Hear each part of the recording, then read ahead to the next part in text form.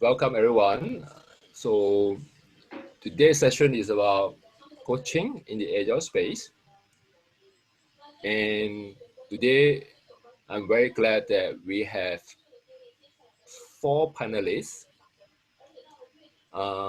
They are from different countries.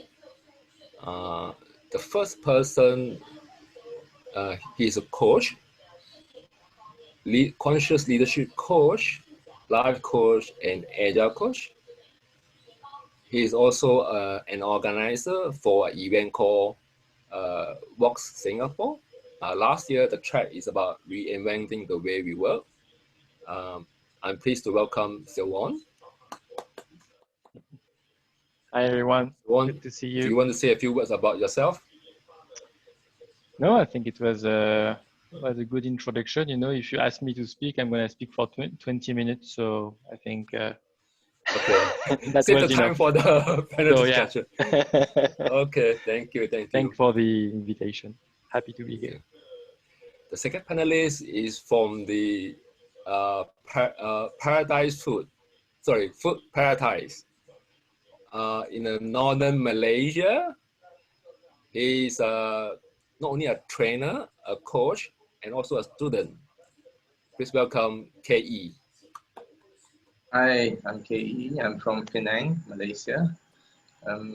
Yes, I'm a Scrum trainer, and that's what I do mostly nowadays, training. And once in a while, I also do some coaching, although not that much. So I am, as one mentioned, I'm a student of coaching. So I'm trying to learn as much as possible whenever I can. So yeah, so I'm looking forward to learning from everybody here.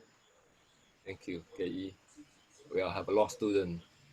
Third one is a man with talent. I believe he is a musician, a worker of biking to work, and of course, he's a coach. His name is Aditya. Hello, good evening, everyone. My name is Aditya. I was a Scrum Master, but now just recently changing role to a people partner, HR business partner, and also a coach, ICF-based coaching. Thank you, Aditya. See you all. Last but not least, we have the roles among the panelists. She's a transformational coach, leadership coach, and facilitator. I'm pleased to welcome Sharon. Hi. Thank you. I have to confess, I am new in the space of Scrum and Agile. I just joined a new team that does exactly all of that. But my value add there and in this conversation is what we call below the line intangible softer skills of coaching. So I come from the other space where I come from coaching, and then I'm getting to learn more about Agile and Scrum and all of that. So quite the opposite from KE in that sense. Okay. Yeah. All right. So since we know a bit of the panelists, maybe it's time that we know a bit of the audience. If you go to slide number 3, there's a website called Menti. I'm going to share my slide, share my screen. So go to Menti and enter the code 115101.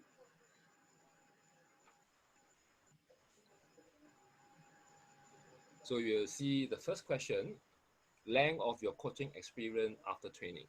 So we just want to know who are in the audience. So just share with us about your experience.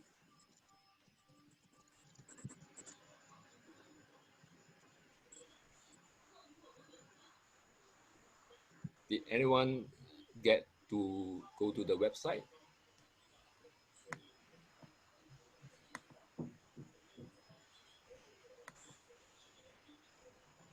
Okay, if you see my screen, there are some results. Wow, we have We call it U shape. What's the number again? I'm sorry. The menti.com, and the code is 115105. Anyone has challenge going to the Menti website? Okay, so we have a bell curve, and almost like the majority either have less than 12 months or more than 3 years. Is it everyone done? Thank you. Oh, okay. There's a change. There are now more people with maybe less than 12 months. Anyone still need more time?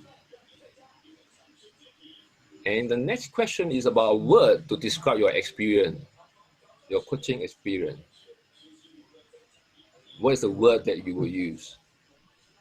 So that we also know a bit of your perception, thinking, belief.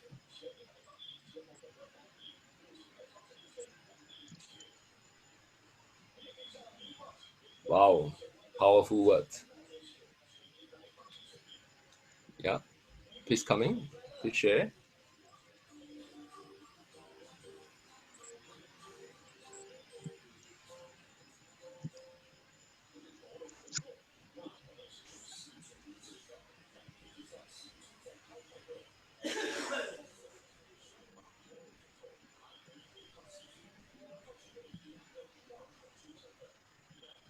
Everyone, is everyone have entered about a word of your coaching experience? And some of the leading word I can see so far is interesting, meaningful. We shall see. And Scrum Master come to the third place based on my screen. Anyone need more time to enter the word? So in summary, we have people that with maybe one third or more than one third fewer than 12-month experience, and then maybe another one third more is more than 3 years, with the 12 months to 36 months in the middle. A few words we describe coaching is interesting, meaningful, and Scrum Master. Without further ado, let us start with the session agreement. I think everyone can see my screen, right? So before we start, let's have some agreement. Active participation during Q&A. We will open up the floor during Q&A after the panel discussion. Open to new ideas. Indication to speak. How do we indicate that you like to speak, especially during Q&A? And especially there are 20 plus of us here. How do we like to indicate that I would like to speak? Any suggestion?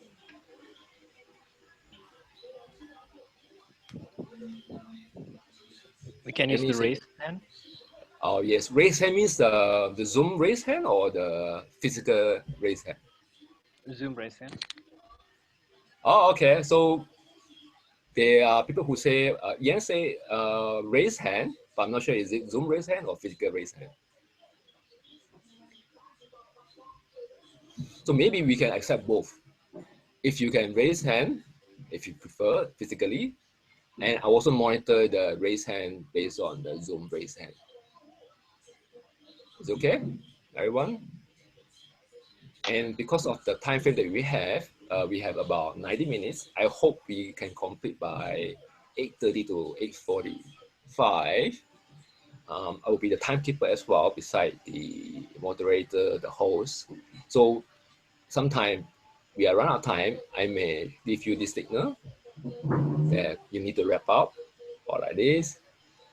And of course, thank you. I already have your permission to record.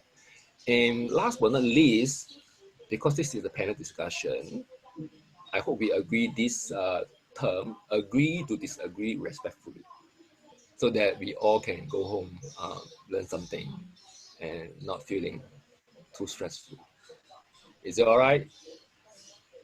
Where is the raise hand feature, by the way? Underneath the Zoom, I think it's under the participant list. Okay, all right. Yeah.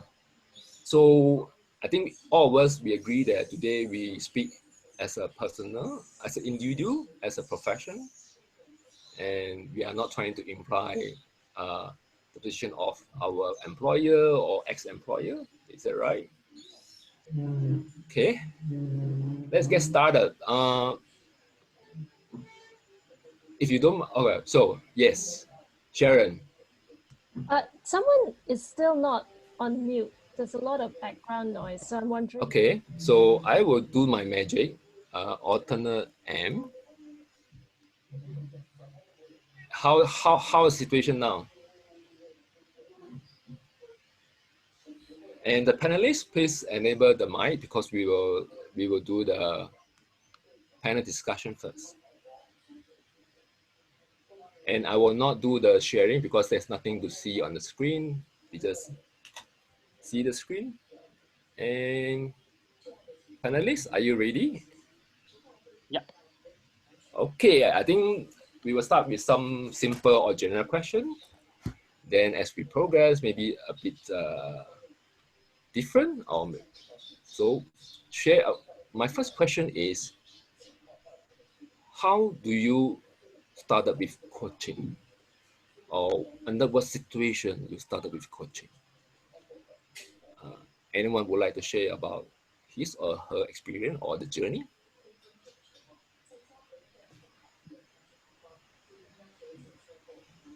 The panelists, four of you, share something about your I journey. can start. Sure. All right. Thumb up if you can hear me well. Yeah, everybody. Okay, cool. Thank you. I guess I started as a Scrum Master. That was 12 or 13 years ago. And then quite quickly at that time, you know, after a few years of experience, when you become a kind of experienced practitioner, the trend was to self-label agile coach. So I did that. I just, you know, I consider that, okay, that's a cool title. I want to be, I like that. And then that was maybe 10 years ago, basically. And then I went to many events and I started meeting trained coaches. And then I realized that I was not there yet at all. What I considered coaching was probably a kind of a blend of training, mentoring, consulting. And so I got curious.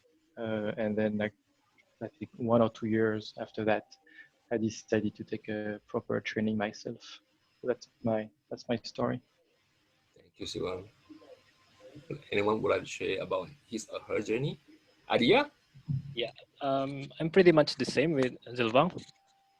Started out with Scrum, Scrum Master, and we know about coaching, and we learn about, we talk about coaching in Scrum, and my friend asked me to let's learn more about coaching because I think there are more of it than we know, and that the coaching, what our perspective of coaching is different than what coaching really is. And then pretty much the same with Zilvang, that we self-label ourselves as agile coach or scrum coach, but when we talk about coaching, most of the time we're talking about training, mentoring, some consulting. So that's when I decided to look more about coaching, and I'm very intrigued about coaching because it is a very mindful practice where you focus more on listening and then asking. So it's more about the people we serve rather than about ourselves. Adia? Anyone would like to share about the experience, the journey? Maybe I'll go next. Sure. Yeah, my story is also pretty much the same. Started with Scrum and being a Scrum Master. I was working with a few teams, and I knew that coaching was one of the skills that a Scrum Master should have, but I did not know what proper coaching was about. I knew there was a difference between coaching and mentoring and consulting and training and facilitating, but I never had a proper training in coaching. And I didn't even know there was different types of coaching until like, after like a couple of years after becoming a Scrum Master. Um, and and I just try my best to coach. And I think it was more like advising and mentoring rather than coaching.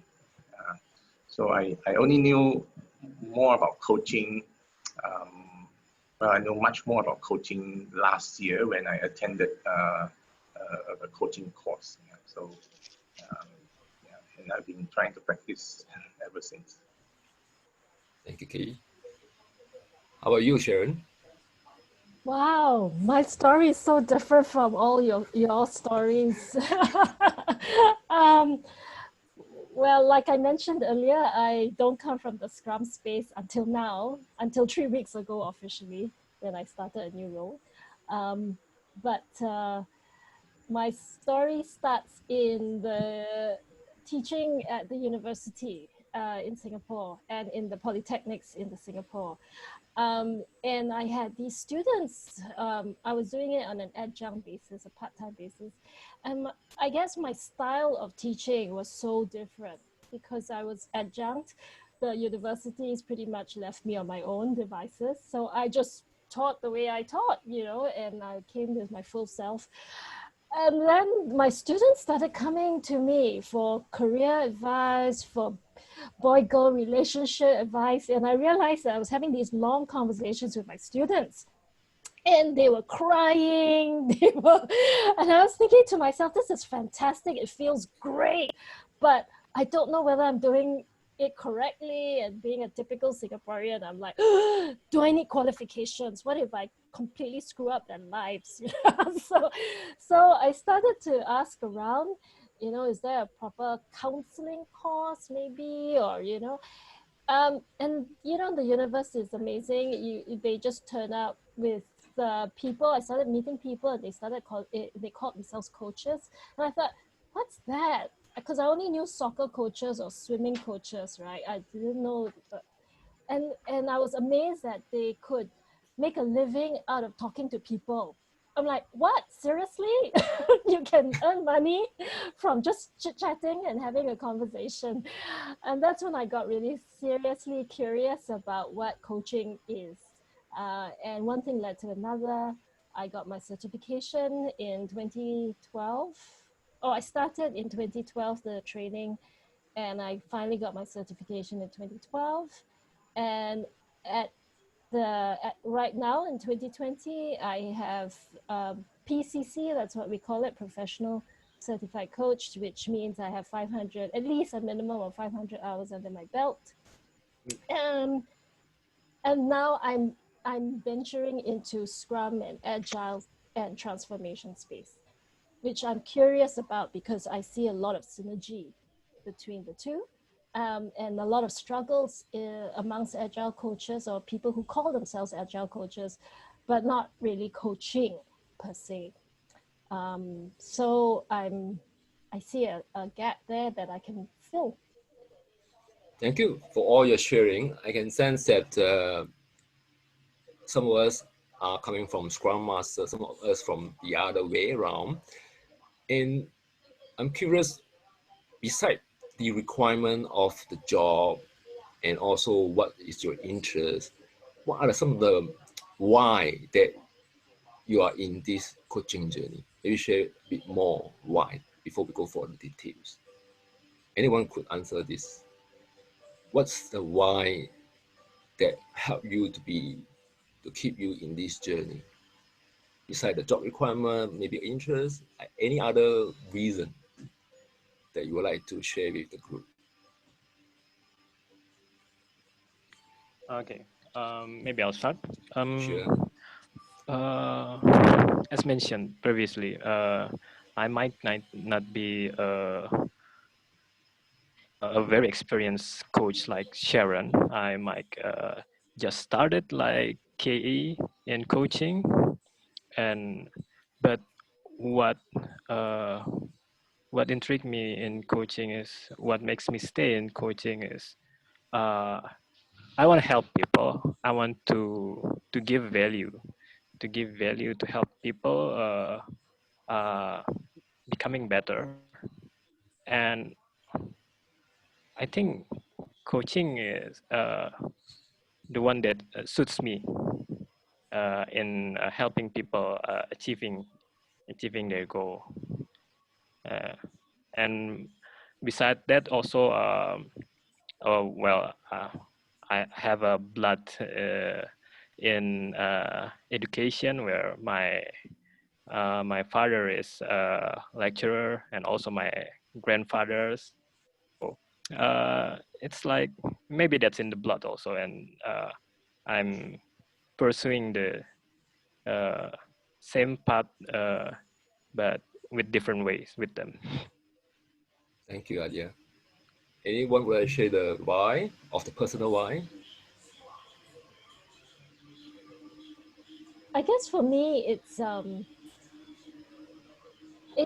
pretty much what Aditya says, and I'm sure everyone on this call would also agree that there is a innate yearning, a longing for people to want to help other people become better versions of themselves. And coaching, when you do it right, just opens up the magic, and immediately you see that spark, and straight away there is a connection. You can see someone shift, and that feeling is amazing. I mean, from a selfish reason, from the selfish point of view, from a coach's point of view. Thank you, Lynn. And if you're the Lynn, I know we're on the same page here. But it's just that magical thing that the adrenaline of creating and witnessing that shift in a person is so addictive. And you just want to keep doing it and doing it and doing it. So that's why I do it. And I know that this is not just a job, I know I sound crazy, but it sounds like a vocation for me, because it feels more than just a job, it's a purpose. And I can do it 24/7. I may be feeling physically tired, but I'm more energized than I started before. So I know this is what I'm meant to do. All right. Thank you, Sharon. Any more personal reason why you are in this journey? Okay, so I guess, yeah. What what Sharon shared really resonates. I guess it's very very fulfilling, and it's the hard way, because it forces you to tame the advice monster. I find it so much easier to tell people what to do and what you think, and feed your ego about how smart you are. And when you take the coaching path, which is pure curiosity and inquiry, and you really believe that people are resourceful and they can find their own way and find their own solutions, it's harder. At least for me, it's harder. But it's so much more fulfilling, and I grow as much as my clients grow. So I always learn something. There is always a chemistry between coach and client, and when it happens, it's magic. So I just find it super fulfilling and meaningful. So one, I think you share something about it's harder. Could you share some example? What do you mean harder? Yeah, I probably have a million stories, but especially when you are, I'm a recovering engineer. So I started as a software engineer. So that's how I was looking for solutions, because I became a project program manager, and of course I was very I was not enjoying the traditional management, and I was looking for solutions. So that's how I came across agile, and so I became a kind of expert. So then after that, when you become an agile coach, you know so much. So each time people ask you questions about, oh, my retrospective, the story points or whatever, you have literally trillions of advice that, that you could share with them. And I find it much, yeah, the tendency would be, oh, have you tried A, B, C, D, do this, and that. But really like coaching them, yeah, I find it's in some ways it's harder. Now I guess it's second nature, but still the advice monster is always here. It's always on my shoulder. So yeah, in the agile space, yeah, many examples. Yeah. Any other challenges you face besides the urge to share your experience or your knowledge? Other challenges? You're asking this to me or to the? Oh, anyone? Yes, Yeah. currently we are open to the whole group. Yeah. Okay. Yeah. Any other challenges besides the urge to share your knowledge, experience, or maybe they even request you personally or specifically? Maybe let me share a little bit first from my side. I find coaching quite difficult. Yeah. Well, I consider myself still new to coaching. Not very used to it, and it's difficult because probably by nature I'm an introvert. It's not easy for me to go and talk to people. Especially like sometimes you have a heart-to-heart talk, kind of conversation. But so coaching is something for me to move out from my comfort zone, I would say. So it's an opportunity besides being a great skill to develop. So that is what attracted me. And I also have some personal reasons for it. I remember sharing at the course I attended, the coaching course I attended last year.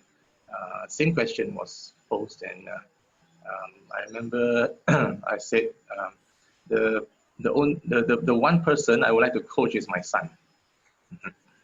And yes, so I want to learn how to coach so that I can be a better father. I can guide him, not in a way that forcing him to do this and that, but helping him understand, helping him see things differently, influencing him, and helping him achieve what he wants. So I think it adds value to being a parent. So that is my personal motivation. At the moment, I'm not looking to be a professional coach or earning money out of it. But who knows in the future? If I like doing that, if it turns me on, maybe, and if I'm good at it, then maybe I can consider becoming a professional coach. And I also want to share that although I don't do much coaching, but once in a while I do coach people, one-on-one conversation. And what motivated me was I would say in almost all of those conversations that I had, the other person actually get something out of it. Although I may not think that I'm doing a good job coaching, I'm just starting, but I took comfort in the observation that the other person actually got something out of that, and they usually appreciated the time that we had in our conversation. Okay, thank you. Hello, Sharon. Hi. I want to say that after so many years of coaching, with so many hours as well, I mean, I still find it so challenging. So, not to discourage anyone or anything. Well, I generally don't have the expertise to give advice. So I'm quite safe in that space. However, my challenge is if my judgmental mind comes, you know, and we judge people, right? It's a natural human thing to judge, to already have a amygdala hijacked, you know, your, um, and I have to really, if I'm tired or I'm not centered or I'm not mindful, I find myself going, oh my God, I don't believe this guy said that. Like, you know, and I start to judge. And that really affects my coaching quality, right? Because then my questions will start to go very skewed. So I have to constantly check myself and keep myself as objective, as neutral as I possibly can. But that's hard. And I find that if I don't prepare myself mentally for the coaching, or if I do it back to back, you know, for 6 hours at a stretch, I'm not doing a service to my clients. So that to me is my biggest challenge. I can start to judge people, which is not at all a good place to start any coaching conversations. Yeah. Thank you very much, Sharon, for sharing. Because um, as a newbie in coaching, I also experienced the same thing, and glad to know that that it's a never-ending challenge. Because it's very hard uh, to not evaluate and just observe. You know, they said observe, not evaluate. But we often lots of things crossed in our mind while coaching. Okay. Uh, uh, Lots of things speaking in our mind, and it's judging and also if we are not prepared both physically and maybe mentally. I found that when I do coaching in at evening, it's a very exhaustive and also not very satisfying. And also the second one is to accept whatever the outcome of the session, because yeah, sometimes after a coaching session I'm not satisfied with my performance as a coach. uh, but well, sometimes the coach is, I get lots of things by having a session with you, like QE said. But even though the coach said that I'm not satisfied, then that's wrong, because it's not about us, the coach. It's about the coaching, and you have to accept whatever the outcome of the session is. Like what you call in agile, the open space rule, right? The law of 2 feet. Yeah, pretty much that. Okay, so now we know a bit of the why and the challenges. Just to help our participant, what are the tips that you can share with us that to overcome some of the challenges? It could be personal challenge or professional challenge. What will you share with the group? Some tips on overcoming these challenges. I mean, I'm sure you have gone through the journey and found something that may work for you. I think that I'm constantly learning. My word, every year I give myself something to work on as a personal development theme. Last year it was pushing myself out of my comfort zone and doing things that I am uncomfortable doing, like difficult conversations. This year it's about humility, just checking in on how I show up and checking in on my Miss Know-it-all, diva, princess, expert. So my point that I just want to share three things with everyone. One is humility will help in checking your Mr. Know-it-all or Miss Expert, and instead of giving advice. This, which leads to my second point, which is curiosity. Constantly stay curious. If you are constantly curious and constantly humble to learn, then you will keep your expert hat in check.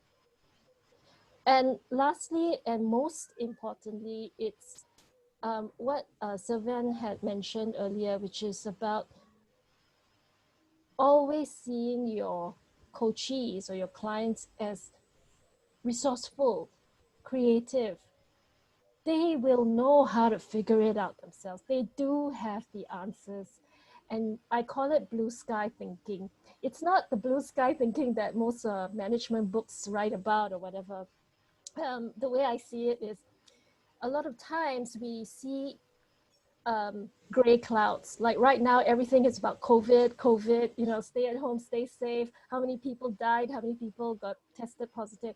So we're bombarded with negativity, and it could just be negativity in your life, you know, you get retrenched, or you miss that promotion, or you didn't get your proposal granted, and all that sort of thing. And so the clouds start to accumulate above you, you know, and day after day you read the papers, it's about COVID this and COVID that. And so all you think about for months on end, like the winters of Europe, is gray clouds. But the blue sky never went away. The blue sky continues to stay above the gray clouds. It's just that we forgot that there's better positive aspects of your client. And so the person might come to you with all these problems, and they might appear very bitchy, or, you know, they're like, you know, it really presses your hot buttons. But you got to remember that this person wasn't born horrible, or this person didn't wake up with a single mission to piss you off. You know? This person wants to do just as good a job as he or she possibly can. And for me, it's just a constant reminder, this person is blue sky. This is not the gray clouds that has accumulated in his life or her life. This person is a good person. How can I see more in this person? And often it's that belief in that person. Sometimes that person doesn't even think of it. You know, and there's so many Hollywood movies that, you know, and novels that demonstrate this. But it's about believing in this person till that person sees his or her own blue sky. So those are the three things: stay curious, stay humble, constantly learn, and remember that all your clients are blue sky. Anything else that you like to share, panelists, about overcoming the challenges? That's a very great one from Sharon, and I think, I don't know, there's no better answer than that, and it also resonates with me. Stay humble, put your beginner's mindset. And for me, the first thing first is straighten your intention. That your intention is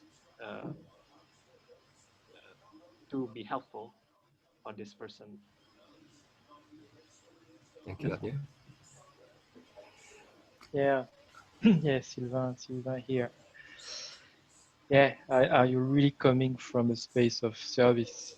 And I think getting clear before a coaching conversation is really key. So for me, breathing, meditation helps a lot. Can be just a minute or two, but that really, I mean, as Aditya mentioned, you know, like I can really check my intention and kind of remind myself that, okay, it's a coaching conversation. It's not a training or a mentoring or consulting session. I'm here to coach someone. Because of course, when you speak about agile coaching, there is a time for coaching, but there is also a time for training and teaching. I mean, people don't know what they don't know. So sometimes, you know, when you ask them, okay, so what have you considered? It's just a waste of time because they're not going to invent, you know, what they don't know. That's something specific to agile coaching. If I come back to like a coaching conversation, I think letting it go of my own agenda, that I want them to get somewhere. So usually where I want them to go, it's not where they want to go. So I need to let it go of my own agenda and be ready to be surprised by, you know, what they want to do. And I also find, sorry, last thing I want to share, and it's, if I find myself working too much, like thinking a lot about questions and everything, it's probably I'm too much in my head. I'm not in a good space. For me, a good coaching session, there is a lot of ease and grace, and because you just serve the moment, and because you're just inquirer, you are just curious, you are like water, as we say. And so when you are thinking too much, just ask the question to, you know, to the, for instance, the guy, the client seems to be stuck between two things, and you're like, oh, should I explore A or should I explore B? I'm not sure. Is this type of person, so maybe I should do A. But just ask, hey, looks like you're exploring two things, A and B. Where do you want to go? We have 20 minutes left. Where do you want to go? And they will tell you. I want to explore B, or I want to explore A. I find, yeah, just trust them. Just ask them. Reflect more, and things unfold. I mean, that's what I've learned. Yeah. Don't work too much. Yeah. Thank you, Siobhan. I want to ask some question that build on what Siobhan has shared. Yes, a coach would like to give the space and the choice to decline. And Siobhan has touched a bit. If a coach in agile space as only another objective, they need to, you hope that they will have acquire some value or some principle in agile. So how do you balance that between a coach and helping them to have some value or to practice something? How would you balance that? If the balance word is the right word.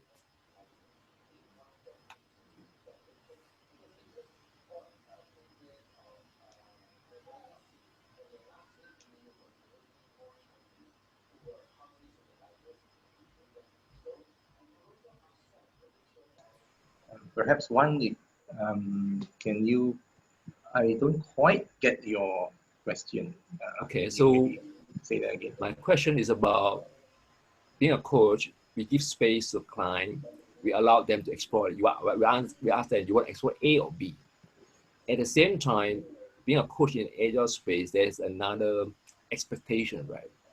That the client or the people we work with, we hope eventually they will be more agile or adopt some of the agile values and principles. So how can a coach show up in this situation and still being a coach?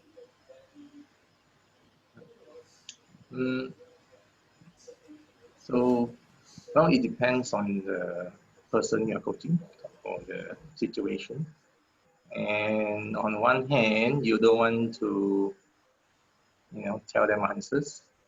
On the other hand, you also want them to, get somewhere, or you want to influence them to get somewhere. So I would say it's like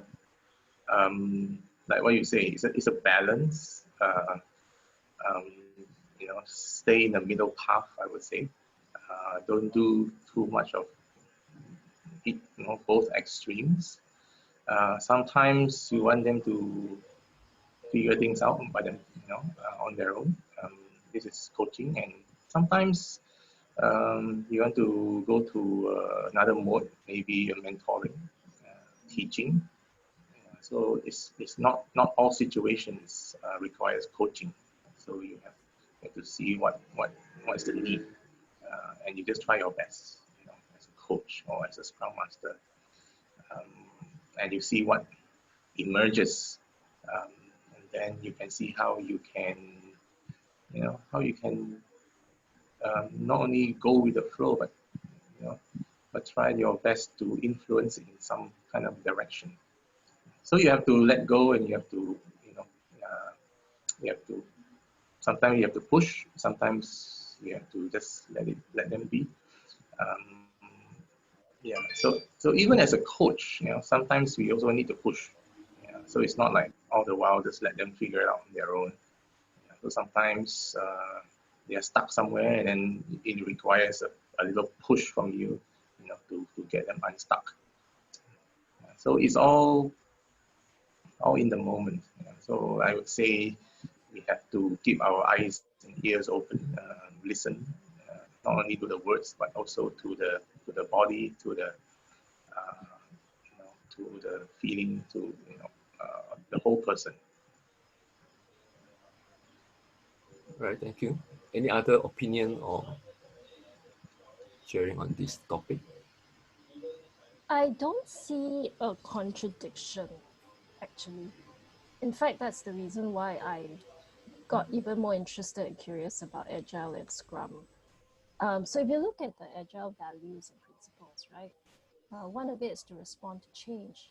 So as a coach, how am I responding to change in the moment during a coaching session, right?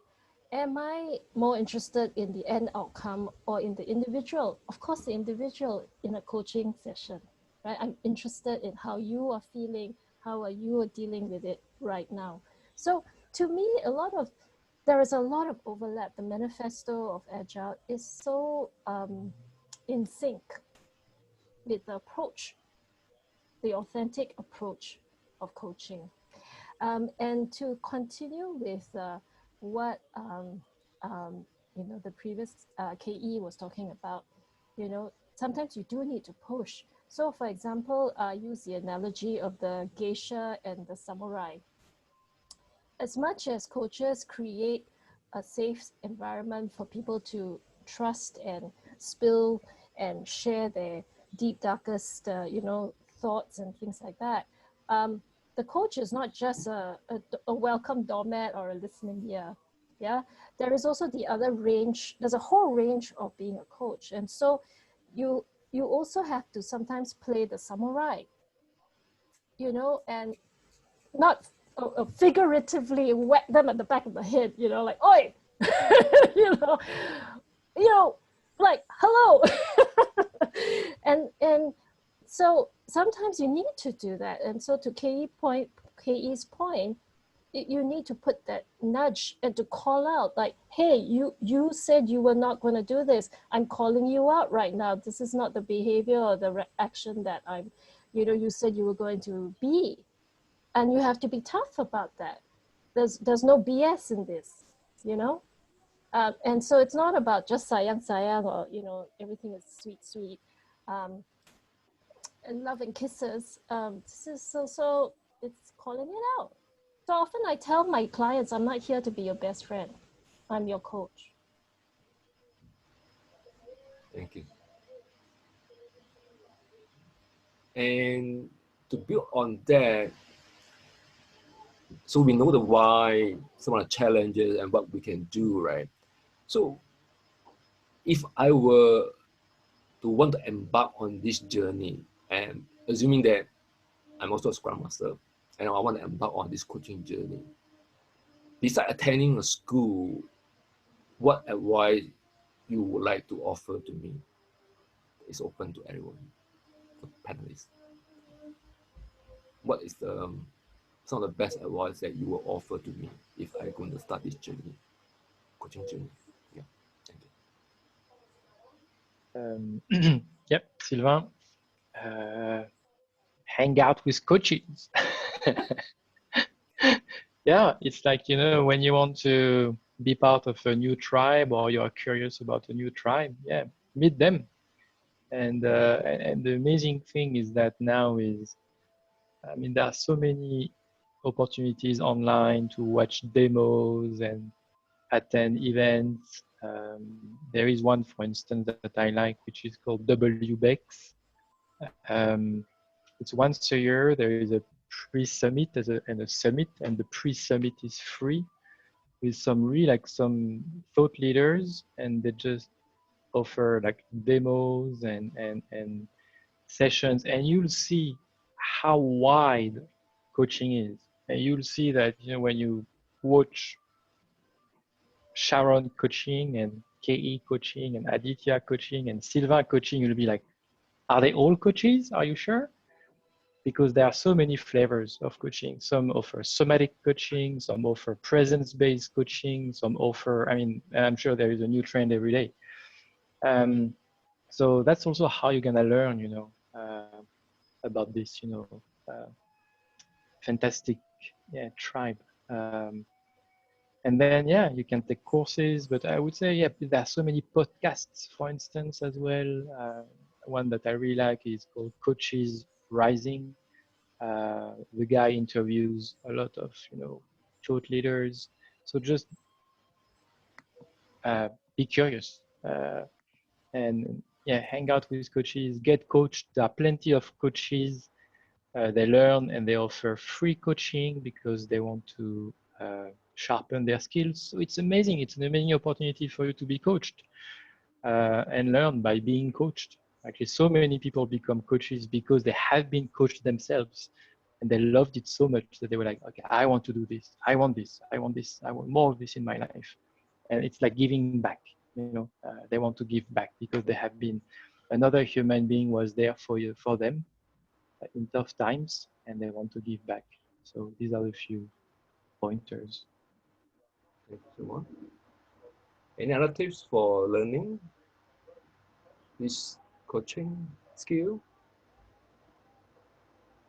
Just practice a lot, find coaches, find friends that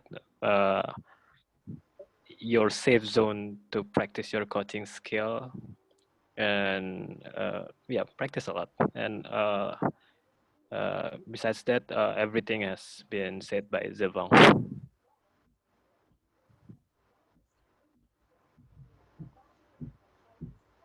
Okay. Um. Oh, okay. Thank you. Thank you for all the sharing. I think we are close to 8. Is it good that we take a 5-minute break before we come back for the second half, where we will answer the question by the participants? 5-minute break. And while you're taking the break, I will share the URL if you want your question to be answered, and also vote your question. So 5 minutes break, and you can submit the question in this pigeonhole. We took a 5-minute break. We come back 8:05 Singapore time, and I think Jakarta is 7:05 Jakarta. All right, 5-minute break. Get some water, stretch out a bit. Thank you. Come back in 5 minutes. You will answer the question by participants. And please vote if you like the question.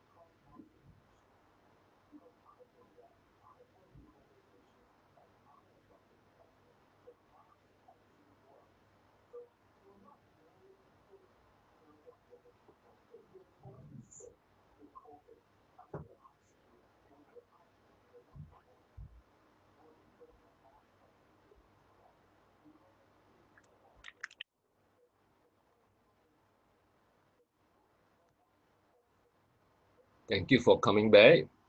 And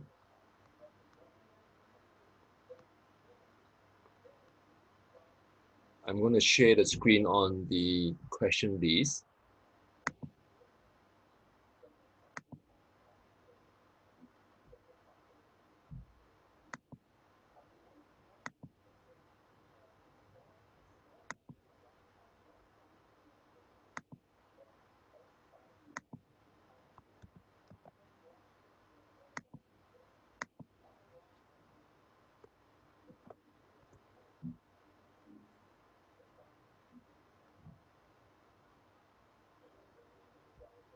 Oh, okay, we have still quite a number of people not back yet. Can we wait for 1 more minute before we start the Q&A? All right, thank you. In the meantime, look at the question list and please vote. Currently, the top question is how to keep the team in usual mode while adjusting to working remotely and the anxiety. Second question that got most vote is how to start a coaching relationship. So these are the questions. If you still have more questions, please share so that One, I think that people have also been writing questions in the yes.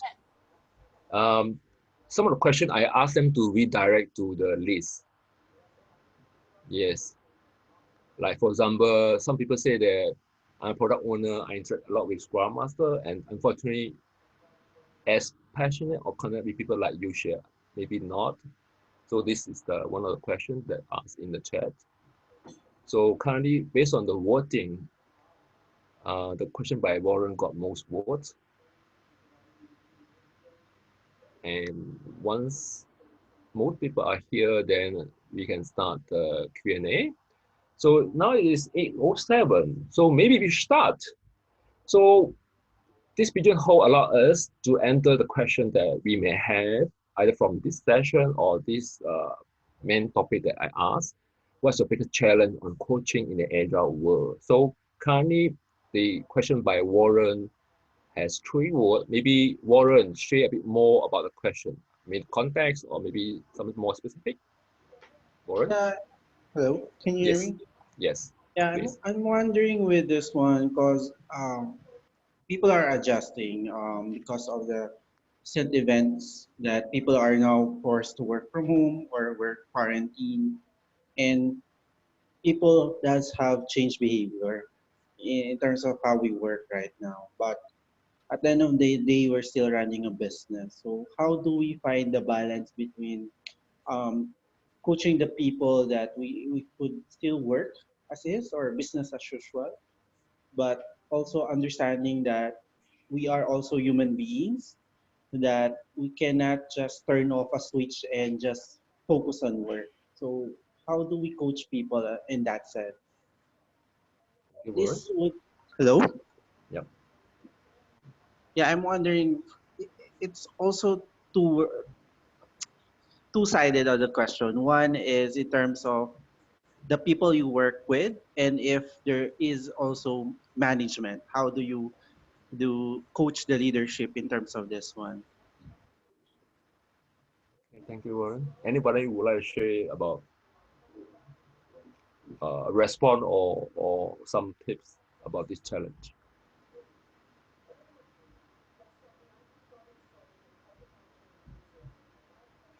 Okay, I can try. Sure, someone. Thank you. It's a tough one. So, Yes, we are all learning from each other. I guess it's not business as usual. So I really challenge. I've seen some leaders recently. Hey guys, this is BAU and I said, really? Is it BAU for you?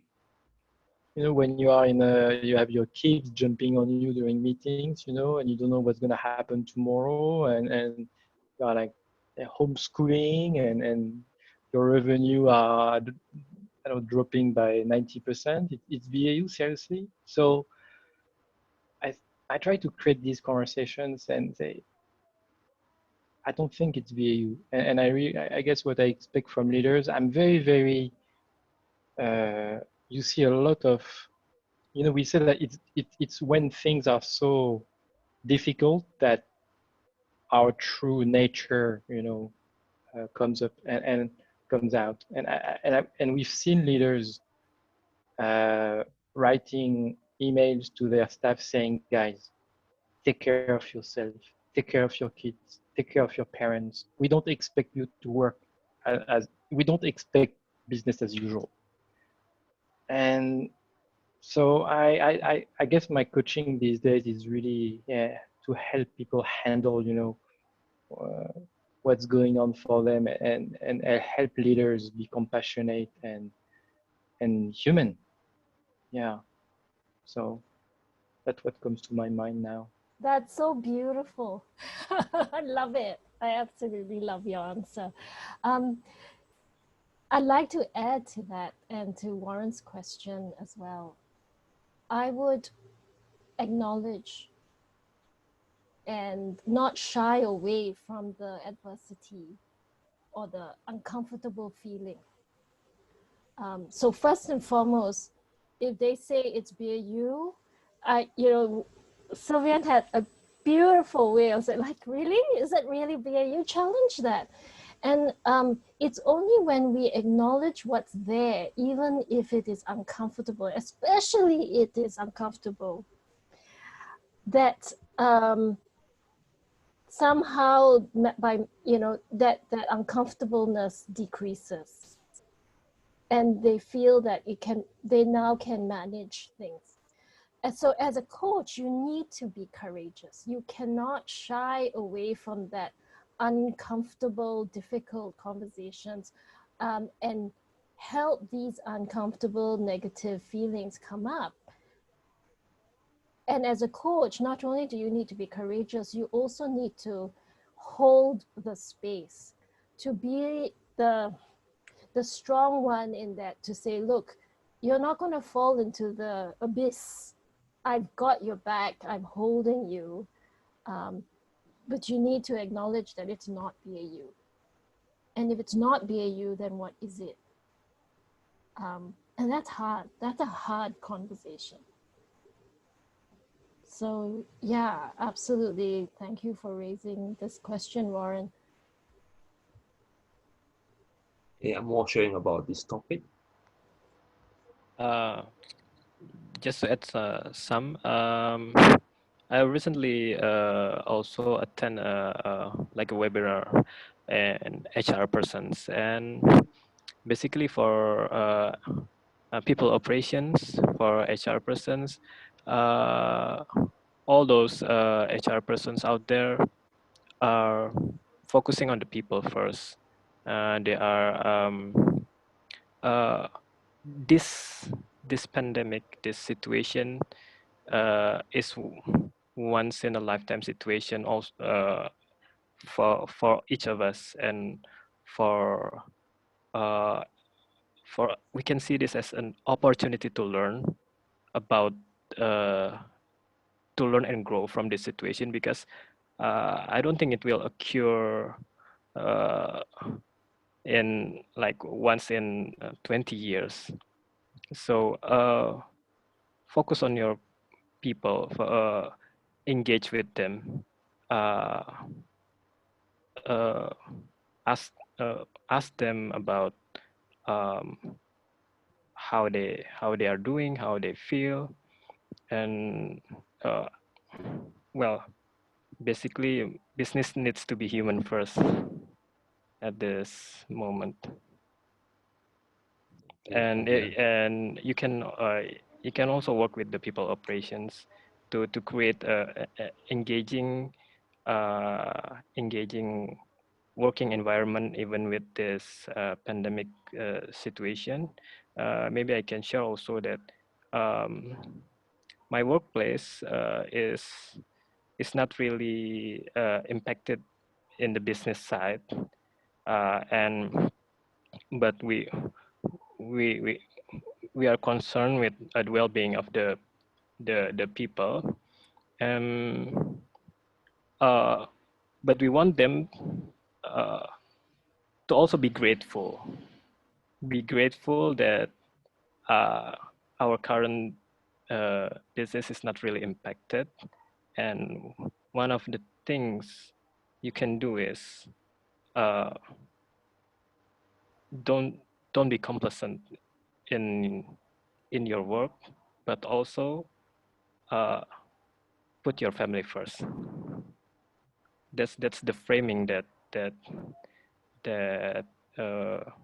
we want to build, to give to the people, because lots of people get layoffs. Lots of people talking about retrenchment, etc. And well, for those employees, the people that can still be able to work, I'm also talking about myself. I need to be grateful. To be grateful by doing as best as I can in my work, even with the situation, and also set agreement with my family. Well, I can help you with the homework, etc. at this time, and yeah. Thank you, Adia. Warren, is your question answered? Yes, it's not business as usual. Thank you. So Thanks. the second question that got most vote is about power equilibrium. Can the one who asked this question elaborate a bit more? Who asked this question? Power. Learning how to start a coaching relationship and exchange role as coach or coachee. Who asked this question? Could you elaborate a bit more? Yep. Yeah. Hi. What's your It's name? Brent. Yeah, Brent here. Okay. I Brent, asked the okay. question because I think when you want to start a coaching relationship, there's actually a power dynamic that's involved. What does it look like then? Because you are a coach, you are perceived to be of more power, regardless the conversation, isn't it? Right? Because you are now in the light of coaching, the one who's doing the work is the coachee. But the relationship as to how the conversations are exchanged can tend to be like, even as a listener, you hold a lot of power just being a listener. And how did it arrive to you? How do you establish that kind of relationship? And how do you make sure that, the power struggle that happens between the two, for every kind of relationship, especially coaching relationship, would be? Okay. Let me try. So it's very important for the coach and the coachee to establish, expectations up front before you, before you coach, before your first coaching session, or maybe during your first coaching session, this relationship has to be established up front. How we are going to work together. Yeah. So usually what we do with a new person is we explain what coaching is, and we explain that coaching is a relationship between two equal partners, and it's a co-creation. Yeah. And and we have the outcome of the coaching, as our interest. And that's what we want to do our best for the coaching. So and we are equal partners. So I think that is important as one of the elements of coaching skills that we need to have as a coach, to have this agreement or this expectation set up front. So if I may ask, Kei, if given this is the case, is there any relationship equity? So for instance, the coachee could also act as my coach in some other way. And Is it because that we have established the coachee in a one-to-one relationship, and I cannot be the coachee myself when the other person could be my coach? Do you have a specific example for this? Are you talking about you and your friend, or it's possible? I think in the concept of friendship, I'd say, or what does it look like in a professional setting? Like, I can also be a coachee and you could be my coach and check how I'm coaching you as a person. I guess it depends on your purpose. What are you trying to accomplish? If you are trying to practice your coaching skill with a friend, then yes, of course, you can do that. But in the professional setting, I don't think I've seen that as much, unless there's some special arrangement that you want to make with the other person. Sometimes I coach you, sometimes you coach me, so we help each other. So that kind of arrangement, maybe. It depends on what you are trying to achieve, I guess. All right, thanks, KE. There's a question directly talking about gazer. What is this gazer behavior? I think it's direct to Sharon. Yeah, so can I just ask the person who's asked this, really like a comparison of geisha and samurai. The samurai part is clear. Can you elaborate more on what you meant by geisha behavior? Can I just ask who asked this, and if you can, what are you unsure about that? Anyone who asked this question? Yes, so Nadaraj, can you tell us a little bit more about what you wanted to find out?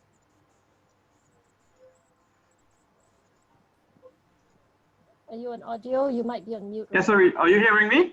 Yes, we can hear you. So what I really like the comparison. So I understood that's probably two extremes. Like at times, like you mentioned, being a samurai is like you can give the person a kick in the head and say like, get a hold of yourself. So that's okay. So I understood the one extreme. So the other extreme would be you said, did you think it's more geisha? So what does that mean? Okay, yeah, okay. So in that sense, my meaning there was, see, if you think of a geisha, they're not prostitutes, by the way. So, I know. I've seen the movie. movie. Just to be clear here, right? But okay, so geishas are people. The Japanese businessmen, or the senior people, they would go to the geisha and they would confide in the geisha, and the geisha has a very strong value or principle of confidentiality. So very, very strong. They don't tell anybody, they don't spill the beans. Yeah. So geishas like that. Geishas are also the confidant. They are also the safe space, the psychological safety that they create, in which you can tell anything and everything and you'll be all right, that you won't be judged, you won't be scolded or belittled. And so that's what I mean by geisha as a coach, that you create that safe space. Sometimes I've coached leaders where they can't tell their teams the problems or the challenges that they're facing, because that might bring down the morale of the people in that team. So they need to let it out to somebody completely neutral. And they also need to be able to know that when they're telling all of this, they're not going to be judged or belittled or why did you do that? There's none of that. And they can't go back to their spouses either, because the spouses like don't bring home the stresses of the work, right? So, or the spouse doesn't even understand the situation in the organization, for example. So often they don't have anyone to talk to. And the higher they go, the less people they can talk to, if you know what I mean. Yeah.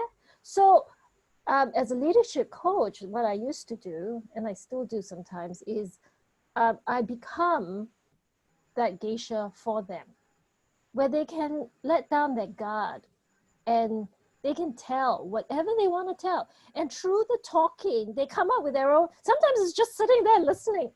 Like, yeah, man, best way to coach is to just go, what else? Oh, tell me more, and then by the end of 45 minutes, 60 minutes, they figured it out because they've talked their way through it. So that's what I mean by geisha. Does that answer your question? Yeah, perfect. That's like makes perfect sense. Yeah. But I think one is related to the other. What I mean by that is that to be able to, for the coach to shift from the geisha to the samurai, you have to first have that safety space with that person. Yeah. Then whatever comes from the samurai in any situation, it's there is no judgment, there is no, it's welcome, like the advice is welcome. So I think it's complementary. Well, you touched on a beautiful point, Nandaraj, because you can't have a coaching relationship if there's no trust, which goes to the next question. How do you go about coaching someone who doesn't want to be coached? You can't, because if that person is shut down, like they sit there, cross their arms, and they just stare at you going, yeah, tell me what you're, then good luck. You're just going to waste your time and their time too. And let's remember, not everything is a nail. So you can't solve the world's problems just by coaching. Coaching is great for some things, but not great for some things. So if there's a burning building and there's smoke coming out from under the door, I'm not going to turn around and ask my fellow teammates here in the room, so how do you feel about smoke coming out from under the door? I'm not going to do that, right? I'm going to like, I would have directions like, okay, you go do this and you go do that. And that's not a coaching situation. So you got to be discerning to figure out when it is that you need to coach and when coaching is not. Yeah, absolutely. Thank you, everyone. I think we have used up all our time. It's already 8:27. Is there anyone would like to respond to the last question? If somebody doesn't want to be coached, besides say what could a coach do besides what Sharon has shared? I mean, that's for the last question.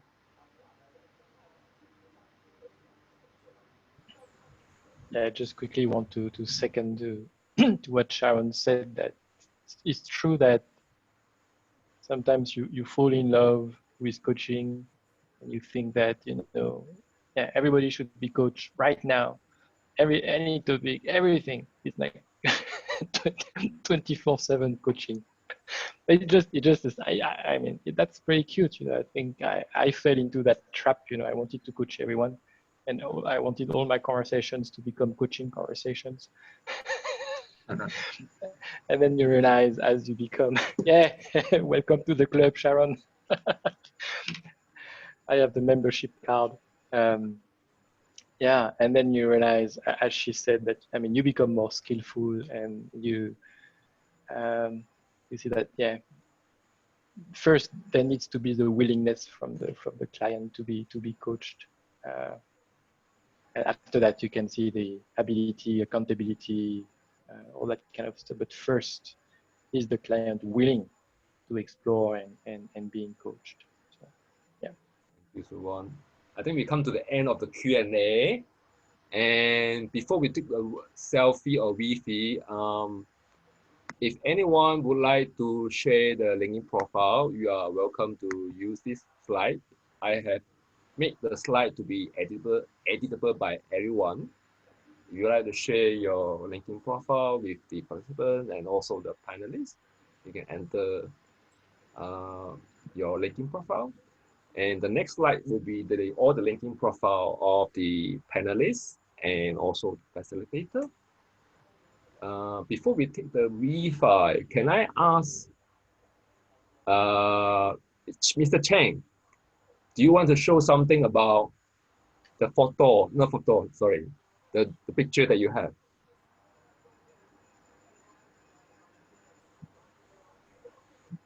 Let me see where it is. Oh,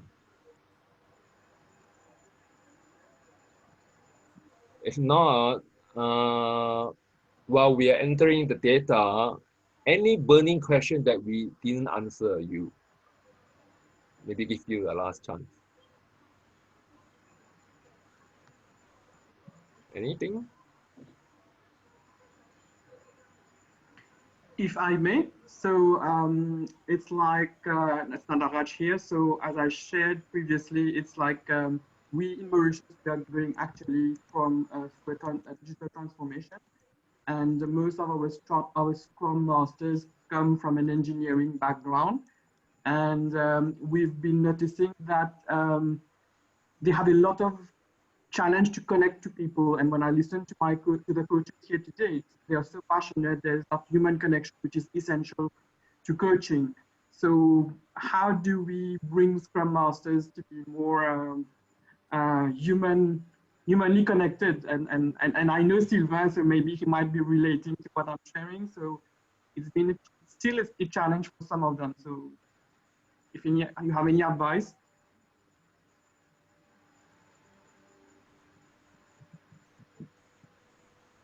Anyone would like to respond to, I think it's the last question, right? When the Scrum Master maybe not as enthusiastic as demonstrated in this session. That's right? Yes.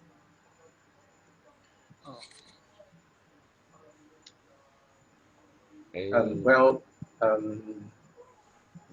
I guess before you can get anybody to do anything or behave in a certain way, you have to show them first how you do it, right? So I guess you have to role model yourself when you work with the Scrum Masters.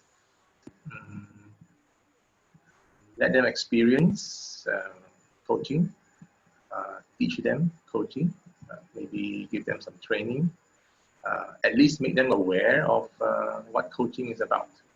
Yeah, I think that would be the first step, some education to make people aware of it. And after that, let them take a chance to practice. I think that would be like a way to start. Okay. I think we come to the end. Helmus, you want to share the picture? Share the picture. Are you able to? Okay. Yes, you want to share?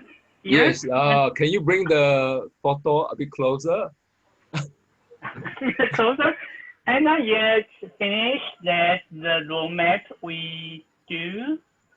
We start from the questions about agile and the questions about why we into the coach field, and we talk about the balance, and we talk about the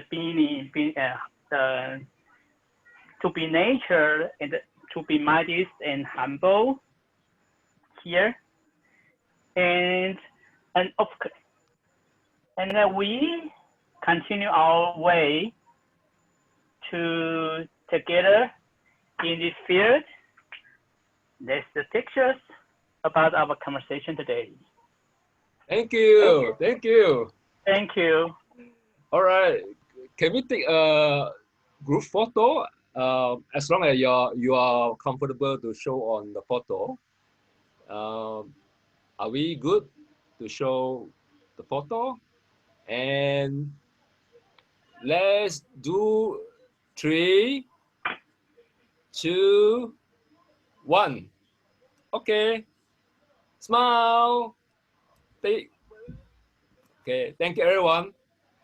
And anyone would like to share a bit of the learning and also what is the baby step that you would take? Just 1 or 2 sharing by volunteer. Anyone? By the participants. About your learning and your what's baby step that you would like to try? Hello. Yes. Can you hear me? Yeah. Yep. Hello. Very Hi, good. everyone. Thank you so much, Sion, on organizing this. It was a really a good, actually, insight. I'm Bona here. I'm getting into agile coaching currently, more into training the agile fundamental and also agile training. At the same way, like I'm also helping some of this organization whose I'm training try to to continue their agile journey in their organization. So this group definitely inspire me today, and then showing that the humanity in agile training by giving the value to the organizations, also the person who we are giving our coaching. So definitely that gives a good motivation for people like us who wanted to become an agile coach in near future. So I'm really happy on getting a lot of insights from the panelists, along with some of the questions you have answered. It was a wonderful, and I'm happy to be part of today's session. Thank you so much. How about your baby step? Is it a baby step for you?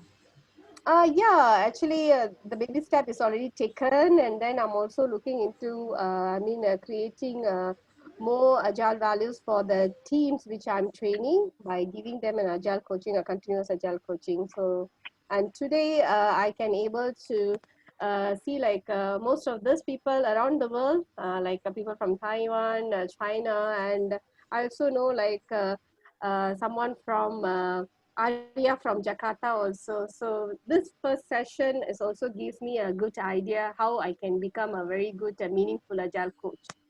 That is a Thank you. baby step I get. Thank you. One more sharing before we call it a day. I know it's already 8:36. One more sharing.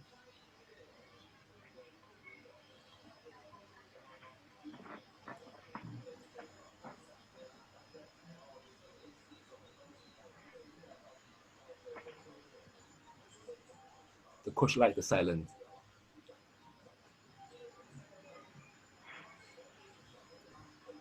Shall I call countdown? 3. Okay. Anyone would like to share last one?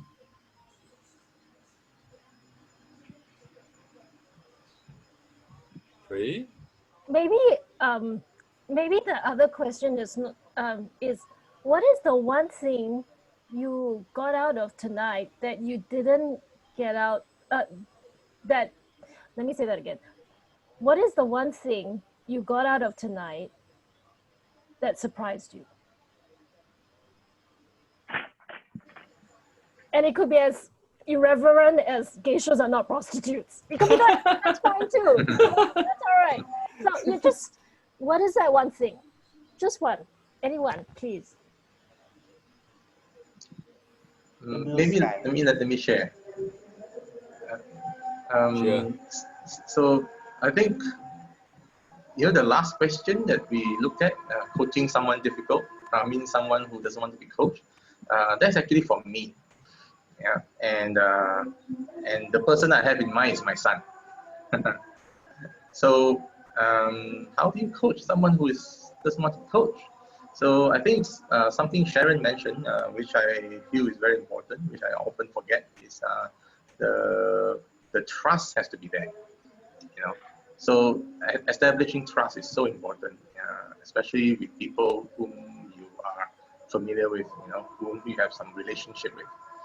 So if you're a professional coach and you have a client looking for you, paying you money to coach, maybe that's less of a problem, because the person automatically is like, expecting coaching from you, so it's not so difficult. But if you want to coach somebody in your relationship, your wife, your husband, your child, it's not so easy, because you have some vested interests in them. So that trust is very important. So you have to somehow make them trust that you are not going to judge them. You are for what you're doing is for them, and so on. So it's a long journey. It's a marathon, I'd say. Even if you can't coach them now, maybe you can do something else rather than coaching. To establish trust and to have a better relationship, positive relationship. Yeah, and you go from there. That's like a base, the fundamentals. So that's what I kind of is reinforced for me in this session. So thank you. Thank you, everyone. I think time's up already, 8:40. Thank you for all the panelists, participants, your time. I hope all the best in our journey, and we'll see you in the next event. Thank you. Have a good evening. I want to thank Juan also for organizing this, not forgetting. Yep. And, Thank you very much, thank you so much, Juan. Juan. Thank you, Thank you Juan. all for Bye. coming. Thank you, Juan. Thank you, everyone. Thank you, everyone. Bye-bye. Stay healthy Stay safe. Be safe. and stay sane. Stay sane. Same. Stay sane. Thank you. Thank you, Juan. Bye. See you. See you. Oh, this is the. I try to form the. See you guys. Yeah. Thank you also, Hermes. Yeah, Hermes. Can you take a picture and send it as a file to me? Sure. I send you a photo to you Yeah. later. Yes, thank you. Yes, anytime when you're Thank- available. I'm sorry that you didn't have a chance to introduce yourself. No need. It's okay. It's all right. Thank you very I just much. want to paint, and the recording is good for me. Thank you. Yeah. Thank you. Have a Thank good you. evening. Good Bye-bye. evening. Bye. Bye-bye. Bye.